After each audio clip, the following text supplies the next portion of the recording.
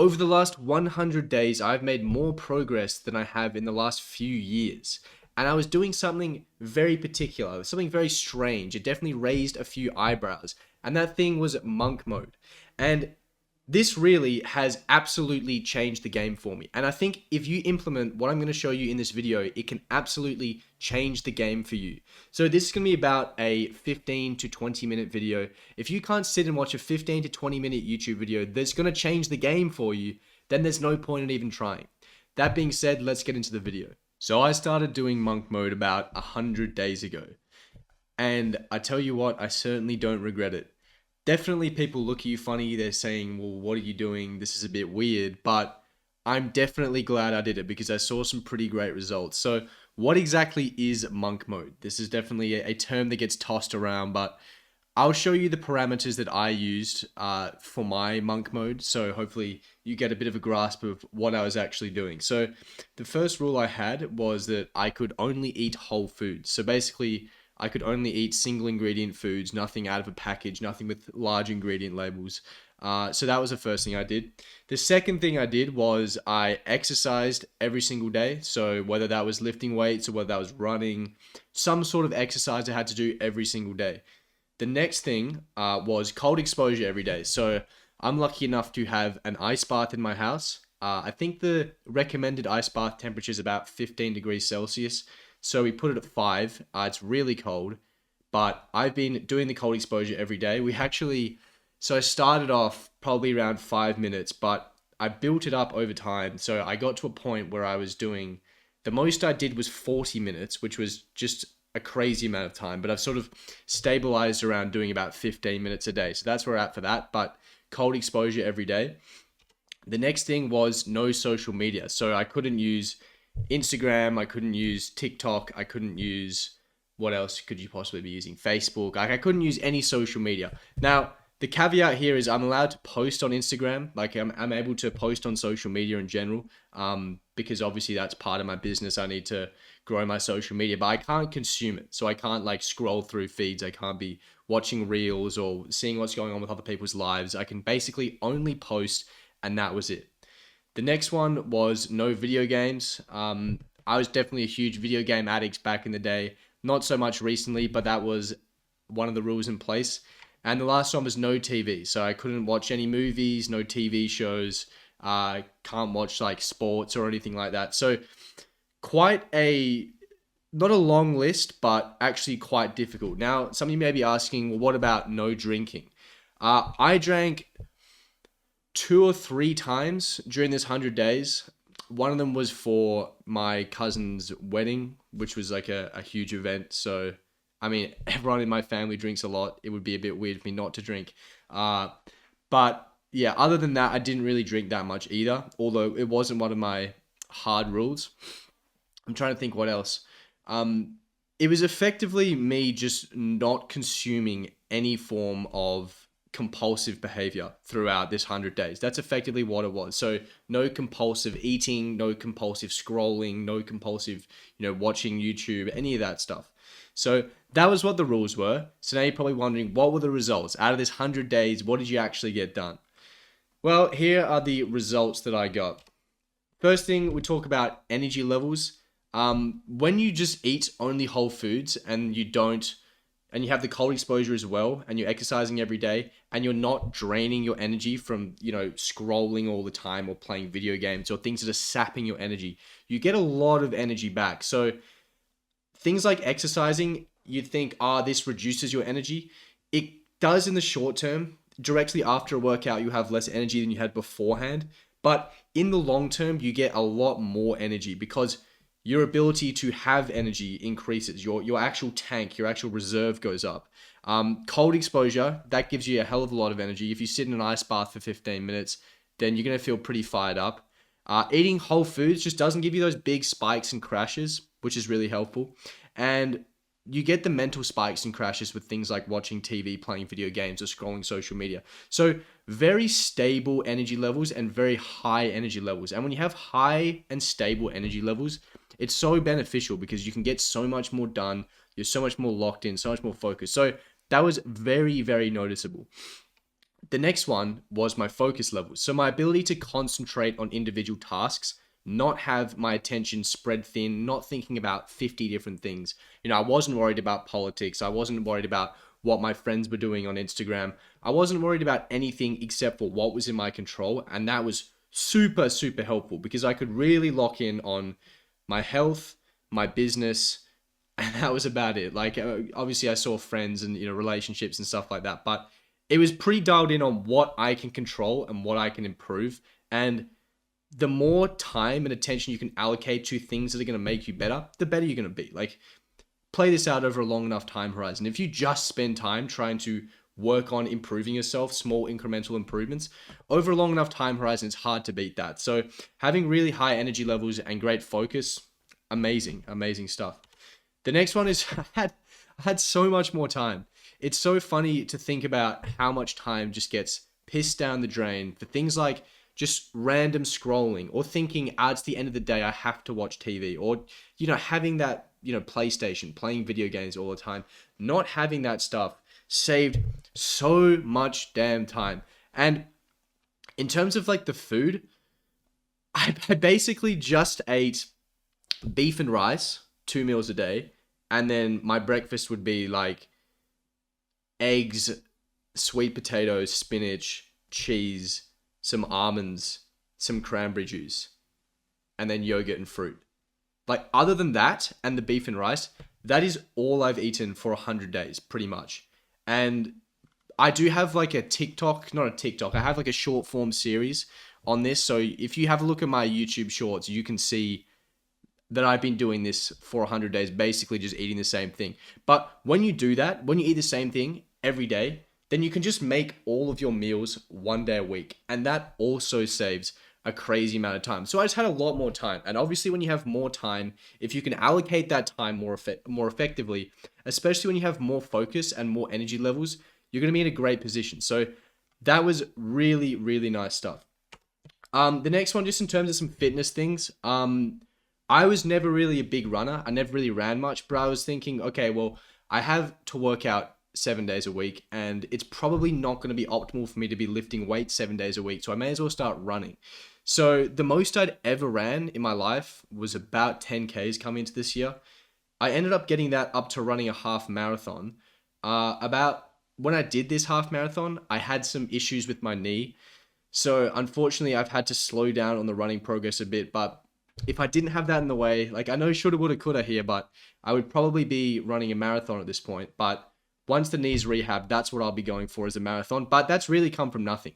I really only started running because I needed some other activity to do. And it's already gotten to a point where where I will be able to run a marathon, which is pretty funny to think that most people would take some years to do, and they procrastinate all the time. And they spend all this time thinking about what shoes I need to buy. It's like, if you just get started and then you just do it consistently, it's really not that difficult. Obviously, I probably progressed it a little too quickly and my body paid a consequence for that, but I was able to make pretty good gains in the running department. And then in terms of the weightlifting department, bench press is something I've struggled to increase my strength on historically, but I was able to gain 15 kilos to my bench press, which is pretty cool stuff.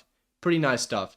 But overall, I mean, some pretty great benefits. And I've just generally noticed that I just enjoy life a bit more. Everything's just a little brighter.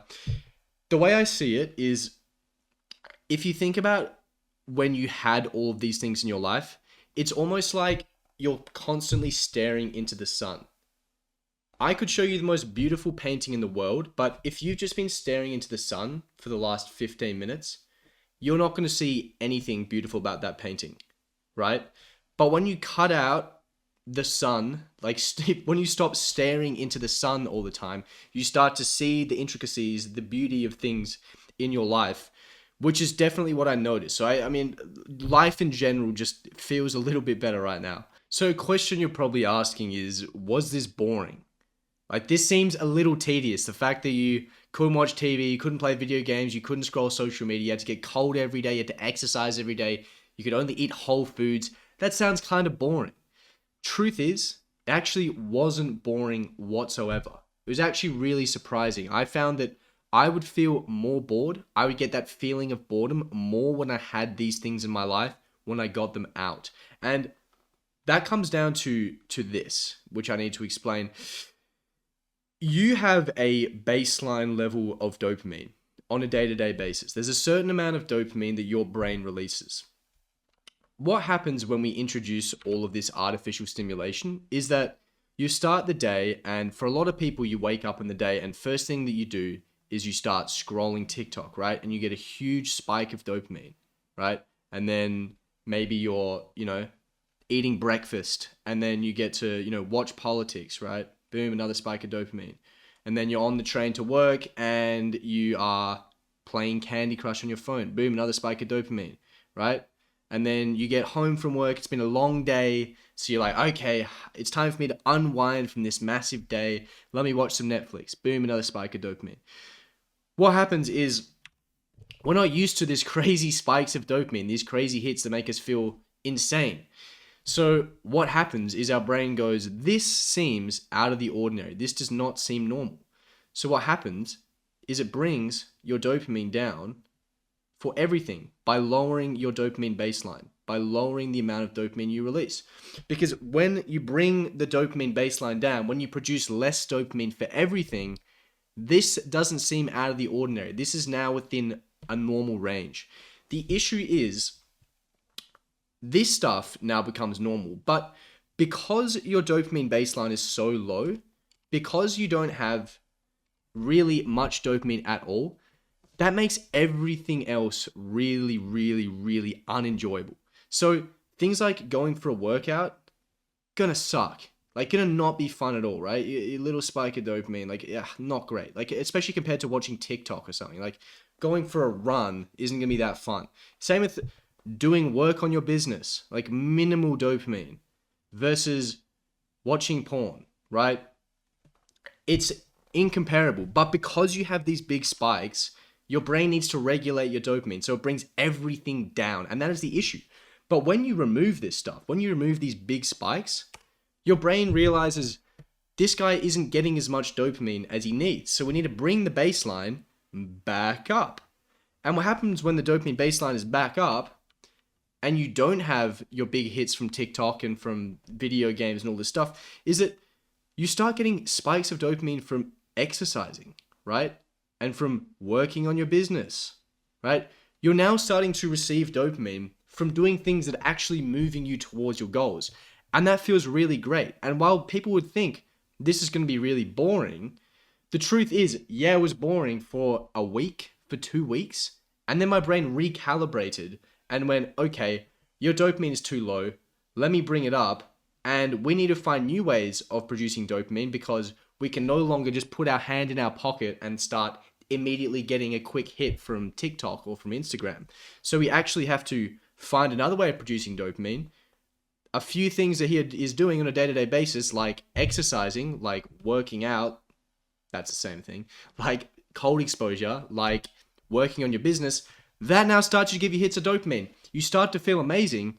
And what's happening is now your brain is starting to associate feeling really good with working out, feeling really good with working on your business, and it's creating this neural connection between the two.